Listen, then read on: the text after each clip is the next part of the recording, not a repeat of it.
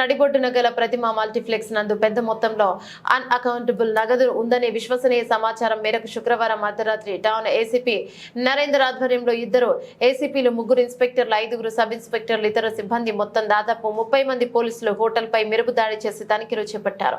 దాదాపు 8 గంటలు శ్రమించి హోటల్లోని అన్ని చోట్ల క్షుణ్ణంగా తనిఖీలు నిర్వహించారు. సలార్లో గల అకౌంట్స్ ఆఫీస్ రూమ్ నందు 6,67,32,050 రూపాయల నగదును గుర్తించినట్లు కరీంనగర్ టౌన్ ఏసీపీ నరేందర్ తెలిపారు. ఇటు నగదుకు సంబంధించిన ప్రతిమ హోటల్ కు చెందిన జనరల్ మేనేజర్ పి రాఘవేంద్ర బాబును వివరణ కోరగా సరైన సమాధానం చెప్పనందున పట్టుబడిన నగదును పంచుల సమక్షంలో వీడియో చిత్రీకరణ పంచనామా నిర్వహించి తదుపరి ప్రక్రియ కొరకు ఐటీ అధికారులకు సమాచారం అందించి అట్టి నగదును ఐటీ అధికారులకు అప్పగించినట్లు టౌన్ ఏసీపీ నరేందర్ తెలిపారు.